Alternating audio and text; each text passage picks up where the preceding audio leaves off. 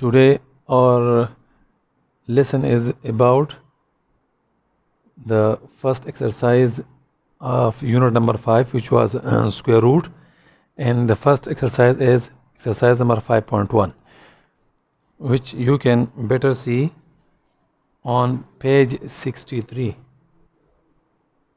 of your mathematics book.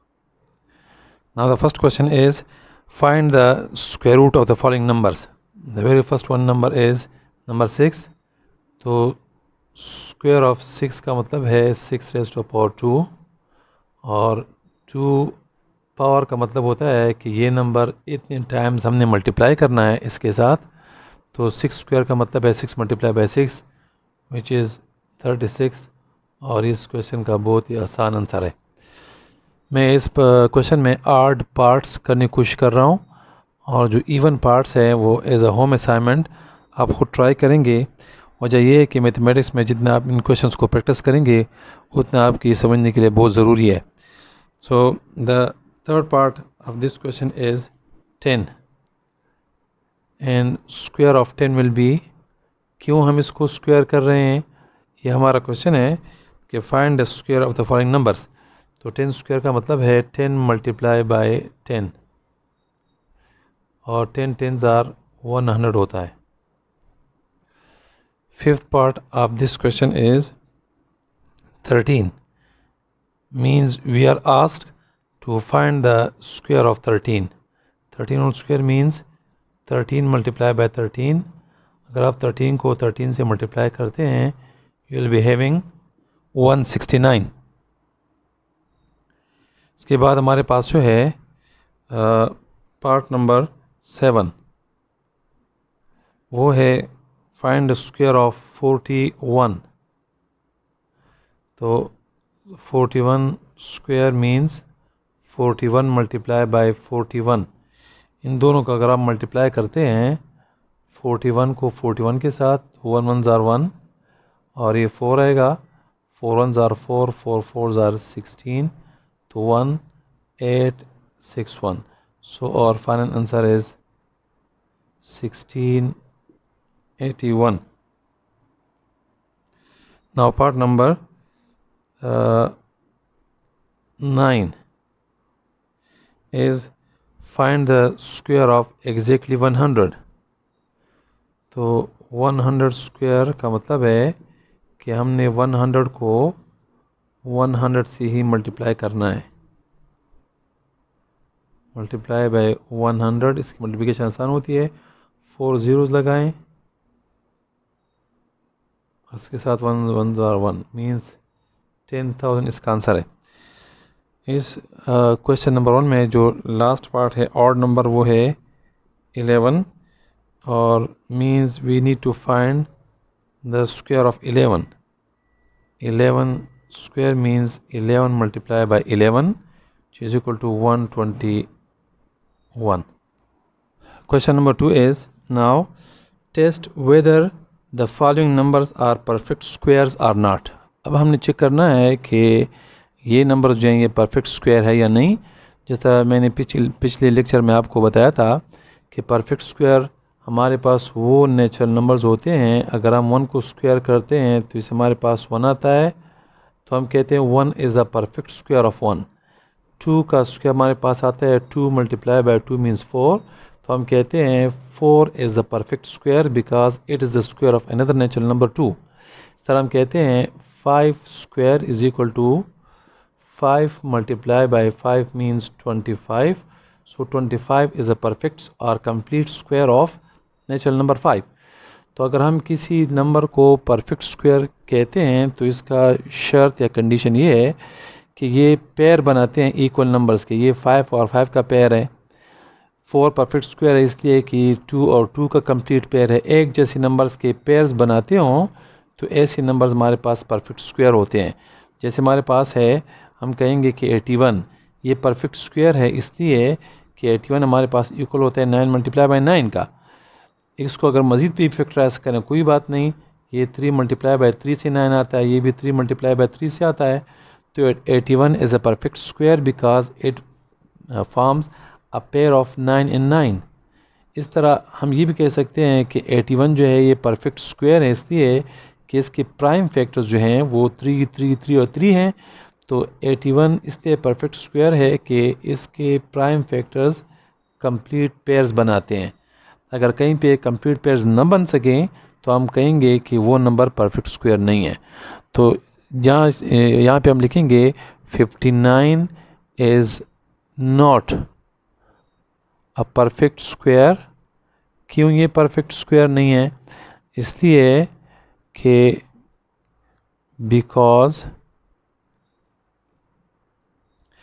It's factors do not form, इसके जो prime factors हैं they do not form pairs, वो pairs नहीं बनाते। अब देख सकते हैं कि हमारे पास 59 जो है ये 59 मल्टीप्लाई बाय 1 के बराबर है और ये दोनों मुख्तलिफ हैं। अगर ये दोनों एक जैसे होते तो हम कहते कि ये नंबर परफेक्ट स्क्वायर है। 59 इसलिए परफेक्ट स्क्वायर नहीं है कि इसके प्राइम फैक्टर्स जो हैं वो इक्वल नंबर के पेयर्स नहीं बनाते। इसमें एक और पार्ट देखें, हमारे पास है 625।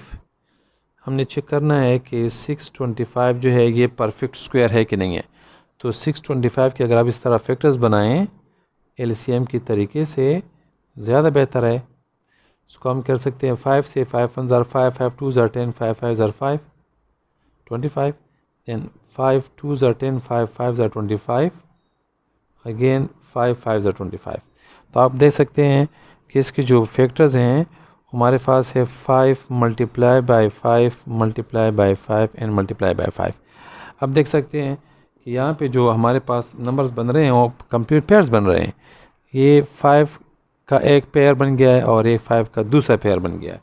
जब हमारे पास पेयर्स बनते हों तो हम कहते हैं कि ये नंबर जो है ये परफेक्ट स्क्वायर है। This implies 625 is a perfect square.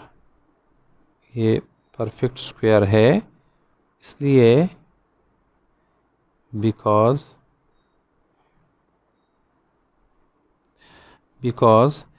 its prime factors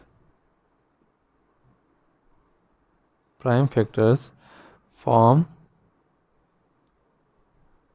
pairs of equal factors or equal numbers। ये सेंटेंस हमें लिखना होगा। ये सेंटेंस जब हमारे पास पेयर्स बनते हों परफेक्ट स्क्वायर के लिए तो हमें ये सेंटेंस लिखना होगा हर एक पार्ट के साथ। और अगर परफेक्ट स्क्वायर नहीं है तो हमने फिर ये सेंटेंस नहीं, बिकॉज के बाद ये सेंटेंस लिखना है। क्वेश्चन नंबर 2 के 5th पार्ट में हमारे पास नंबर है 425 और हमने चेक करना है कि 425 कंप्लीट या परफेक्ट स्क्वायर है या नहीं। तो इसका मैंने यहाँ पे एलसीएम लिया है 5 से 5 8 ज़ार 40, 2 कैरी हो गया यहाँ पे 25, तो 5 5 ज़ार 25, अगेन 5 से होता है 5 1 ज़ार 5, 3 कैरी हो गया 35 बन गया 5 7 ज़ार 35, अब 17 1 ज़ार 17। तो इसके फैक्टर हमारे पास बन गए 5 5 मल्टीप्लाई बाय 17 मल्टीप्लाई बाय 1। तो ये तो फैक्टर्स ये पेयर बनाते हैं 5 और 5, लेकिन 17 का कोई पेयर नहीं बन रहा, तो इसलिए 425 is not a perfect square. अब हमारे पास है 4th पार्ट में क्वेश्चन नंबर 2 में ये हमारे पास है 196। तो 196 के एलसीएम के तरीके से हमारे पास इस तरह बनता है 2 9 ज़ार 18, 1 कैरी हो गया 2 8 ज़ार 16, फिर हमने 2 से किया 2 4 ज़ार 8, 1 यहाँ पे आ गया 18, 2 9 ज़ार 18 एंड देन 7 7 ज़ार 49। तो इसके हमारे पास फैक्टर्स हैं 2 मल्टीप्लाई बाय 2 मल्टीप्लाई बाय 7 और multiply by 7, which is the condition of number to be perfect square. इसलिए कि एक पेयर बन गया है 2 और 2 का और दूसरा पेयर बन गया है 7 और 7 का। सो 196 इज़ अ परफेक्ट स्क्वायर। अब हमारे पास है नेक्स्ट नंबर क्वेश्चन नंबर 2 में ये 8 पार्ट है 2500 परफेक्ट स्क्वायर है या नहीं। तो हमने एलसीएम इसी तरीके से किया है 5 से 5 5 ज़ार 25, 0 0 आ गया 5 1 ज़ार 5 0 0, देन 10 10 ज़ार 100। तो हमारे पास इसके प्राइम फैक्टर्स बन गए हैं 5 multiply by 5 multiply by 10 multiply by 10, which is again perfect square. क्यों परफेक्ट स्क्वायर है? इसलिए कि इसके जो प्राइम फैक्टर्स हैं ये पेयर्स बनाते हैं, इनके दो पेयर्स बनते हैं, तो इसलिए 2500 इज़ अ परफेक्ट स्क्वायर। यहाँ पे जितने पार्ट्स क्वेश्चन नंबर 2 में रहते हैं वो एज अ होम असाइनमेंट आप स्टूडेंट कॉपीज़ में भी लिखेंगे, फेयर कॉपीज़ में ये भी लिखेंगे, और इसके साथ होमवर्क भी कॉपीज़ में लिखेंगे। कॉपीज़ को मेंटेन करना फेयर कॉपीज़ का बहुत ज़रूरी है, इसलिए कि इससे आपकी प्रैक्टिस भी हो जाती है, और फिर जब आप एग्ज़ाम की तैयारी करते हैं तो उसमें आपके लिए बहुत ही फ़ायदेमंद साबित होता है। अभी हमारे पास जो क्वेश्चन नंबर 3 है 5.1 में क्वेश्चन है, without solving separate the perfect squares of even and odd numbers. जिस तरह हमें पता है कि इवन नंबर कौन से होते हैं, वो नंबर्स जिनके यूनिट प्लेस में ये नंबर और ये नंबर हमारे पास होता है यूनिट प्लेस। तो अगर ये इवन है तो सारा नंबर इवन होता है, जैसे यूनिट्स प्लेस में 0 हो, 2 हो, 4 हो, 6 हो, 8 हो, तो ये हमारे पास इवन नंबर्स होते हैं। ऑड नंबर्स के लिए क्या शर्त है कि इनके यूनिट्स प्लेस में ऑड नंबर हो, तो सारा नंबर फिर ऑड होता है। जैसे यूनिट्स प्लेस में 1 हो, 3 हो, 5 हो, 7 हो, 9 हो, तो बाकी जितने भी नंबर्स इधर हो लेफ्ट साइड पे कोई बात नहीं, लेकिन सारा नंबर ऑड होता है। इससे पिछले लेक्चर में हमने पढ़ा था कि इवन नंबर का स्क्वायर इवन होता है और ऑड नंबर का स्क्वायर ऑड होता है। तो हमारे पास इसी क्वेश्चन में जो मुख्तलिफ पार्ट्स हैं इसको मैंने डिवाइड किया है 2 हिस्सों में। तो इसका यूनिट प्लेस इवन है तो ये सारा नंबर इवन है। This is the square of an even number, this is the perfect square of an even number. चूँकि ख़ुद इवन है तो ये परफेक्ट स्क्वायर होगा इवन नंबर का, ये भी इवन है तो ये भी परफेक्ट स्क्वायर होगा इवन नंबर का। सिमिलरली अगर आप देखते हैं इसी क्वेश्चन नंबर 3 के बाकी पार्ट्स में 1, 3, 4, 5 और 7 में, तो इसमें यूनिट्स प्लेस हमारे पास ऑड है, ये 1 ऑड है, सारा नंबर ऑड है, ये भी सारा नंबर ऑड है, ये भी सारा ऑड है, 5 ऑड नंबर है, ये सारा नंबर ऑड हो गया है, ये सारा नंबर ऑड हो गया है। तो हमारे पास प्रॉपर्टी थी कि ऑड का स्क्वायर ऑड होता है, चूँकि ये ऑड नंबर्स हैं सारे, तो इसलिए ये ऑड नंबर्स के परफेक्ट स्क्वायर होंगे। नाउ और next question is question number 4 and its question is find the squares of the proper fractions। proper fraction means ये 3 और 4 हमें गिवन है, इसका स्क्वायर मालूम करें। दूसरी बात, जिसकी स्क्वायर से आंसर आ जाए compare it's answer with itself, इसका जो आंसर आ जाए वो इसके साथ कंपेयर करें।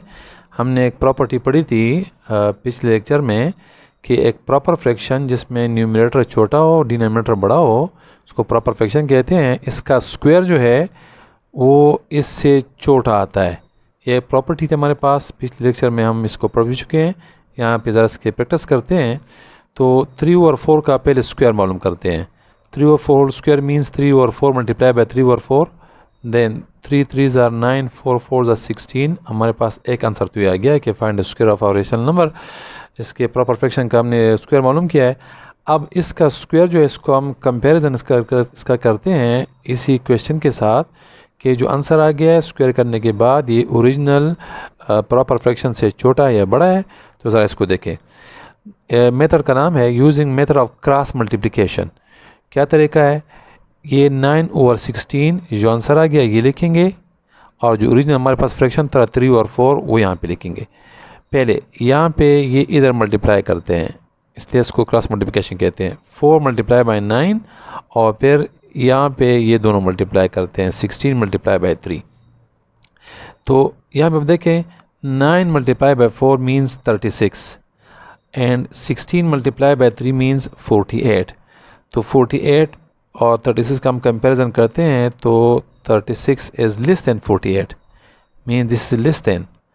तो ये 36 कहाँ से आया था? ये 9/16 से आया था। सो 9/16 इज़ लेस दैन, और ये 48 कहाँ से आया था? ये 3/4 से आया था। तो इसलिए हम कहते हैं कि the square of a proper fraction is less than itself. ये इसका आंसर है यहाँ पे। सिमिलरली एक और पार्ट में यहाँ पे ले रहा हूँ 4 और 11 जो इसी क्वेश्चन का थर्ड पार्ट है, जिसको ज़रा देखें। 4 और 11 स्क्वायर मीन्स 4 और 11 मल्टीप्लाई 4 और 11, 4 4s are 16, 11 11s are 121। एक आंसर तो यहाँ तक आ गया है। Now we compare this answer with the original fraction 4 और 11 बाय क्रॉस मल्टीप्लिकेशन मेथड। तो यहाँ पे इन दोनों को मल्टीप्लाई करते हैं ये, और फिर इन दोनों को मल्टीप्लाई करते हैं, ज़रा देखते हैं। तो 11 मल्टीप्लाई बाई 16 और 121 मल्टीप्लाई बाई 4, 11 मल्टीप्लाई बाई 16 से 176 आता है और इन दोनों की मल्टीप्लिकेशन से 484 आता है। तो 176 is clearly less than 484, mean this is less than this. ये कहाँ से आया था? ये 176 हमारे पास आया था 116 डिवाइड बाई 121 से। सो 16 divide by 121 is less than 4/11, which completes our answer.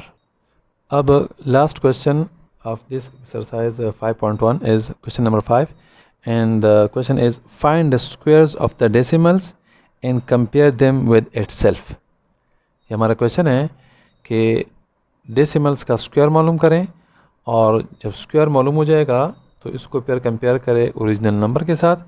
हमने 4 प्रॉपर्टीज़ पिछले लेक्चर में पढ़ी थी, तो इसमें 4th नंबर प्रॉपर्टी ये थी, the square of a decimal less than 1 decimal. इसको आप स्क्वायर करते हैं तो ये हमेशा अपने नंबर से छोटा बन जाता है। The square of a decimal less than 1 is smaller than the decimal.